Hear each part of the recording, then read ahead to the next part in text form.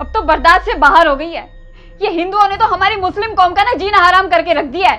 अरे क्या हो गया? तुम्हारे जैसे लोग ही होते हैं ना जो पूरी दुनिया भर में भाईचारे का ढोल पीटते रहते हैं, लेकिन जब निभाने की बारी आती है तो नाम मर्द बन के घर में बैठ जाते हैं, कोई भी आवाज नहीं उठाता। अरे क्या हो गया बताओगी एक बार मुझे भी?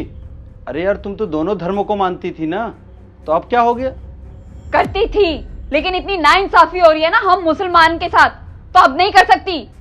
पहले वो बाबरी मस्जिद छीन ली, फिर संभल पे केस कर दिया, और अब हनुमान जयंती पे हमारी मस्जिदों के सामने ढोल नगाड़े पीट रहे हैं, नाच रहे हैं। देखो अगर ऐसा ही चलता रहा ना तो ये 20 करोड़ मुसलमान की जो कौम है ना रोड पे आ जाएगी ना, तो सरकार को ना दूसरा देश बना के देना पड़ जाएगा। तो दूसरा देश लेके कैसा देश बनाओगे? जैसे पाकिस्तान रह रहा है, जैसे बांग्लादेश रह रहा है, इस्लाम कौम का परचम लहराएंगे। ऐसा देश, पाकिस्तान जैसे देश, जहाँ पे लोग आटे के लिए तबाह है, टमाटर के लिए तबाह है, और जहाँ पे लोगों को बात बात पे गोली मार दी जाती है, ऐसा देश बनाना चाहोगी? और तो और जहाँ पे आर्मी स्कूल में घुस के 300 बच्चों को मार दिया जाता है जिनकी कोई गलती नहीं होती धर्म के नाम पे, ऐसा देश बनाओगी? हाँ? और क्या बोल रही हो बांग्लादेश?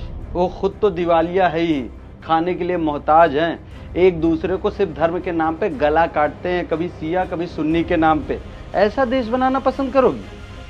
क्या बोल रही हो कि हिंदुओं ने बाबरी मस्जिद छीन ली है? तो हिंदुओं ने बाबरी मस्जिद नहीं छीनी, 500 साल तक कानूनी लड़ाई लड़ी है, तब वो जीते, फिर वहां उन्होंने राम मंदिर बनाई। जिस बाबर की मस्जिद के लिए हम लड़ रहे थे वो आक्रांता था, देश में आके हिंदू मुसलमान सबके साथ उसने ज्यादती की है, लेकिन हम मुसलमान उसके पक्ष में खड़े हो जाते हैं। पता है क्यों?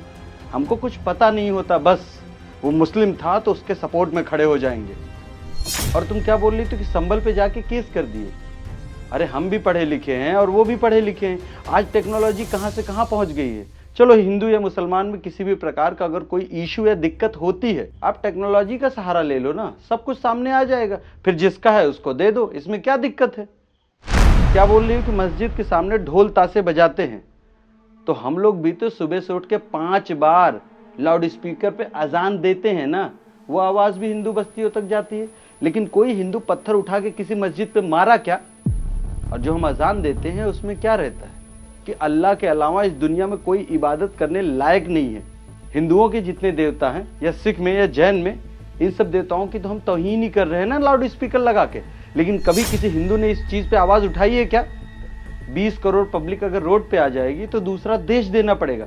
1947 में धर्म के नाम पे देश का बंटवारा हो गया था, 95% मुसलमानों ने वोटिंग की कि हमको धर्म के नाम पे दूसरा देश चाहिए, लेकिन यहाँ से जाने वाले ना 2 से 4% थे, बाकी यहीं पे रह गए। वैसे भी ना 57 इस्लामिक कंट्री हैं, अभी बांग्लादेश भी शामिल हो गया है, और सारे देशों में सिर्फ इस्लाम के नाम पे क्या चलता है? आपस में लड़ाई झगड़ा, कभी सिया कभी सुन्नी के नाम पे एक दूसरे का गला काट रहे हैं। लेकिन हमारा हिंदुस्तान ही एक ऐसी जगह है जहाँ पे 72 फिरके मुसलमान के रहते हैं, लेकिन कभी भी किसी भी प्रकार का इशू नहीं होता। पता है क्यों? क्योंकि यहाँ पे 80 करोड़ हिंदू लोग हैं, और हिंदू कभी हिंसक नहीं हो सकता। हम मुसलमानों को ये सोचना पड़ेगा कि हर बात पे हम क्यों रोड पे आ जाते हैं। अभी हमने बंगाल का क्या हाल कर दिया है, वहाँ की गवर्नमेंट प्रॉपर्टियों पे कभी आगजनी कर रहे हैं, तो कभी किसी को मार रहे हैं, कभी पुलिस वाले को मार रहे हैं। क्या पुलिस वाले इंसान नहीं है? क्या हमारा इस्लाम ये हक देता है कि किसी भी चीज़ को प्रोटेस्ट करने के लिए कभी किसी चीज़ को जला दो तो किसी इंसान को मार दो? ये हम मुसलमानों को सोचना पड़ेगा। और अगर इसी तरीके से कट्टरता चलती रहेगी ना, तो ना देश सुरक्षित है और ना ही इस्लाम सुरक्षित है।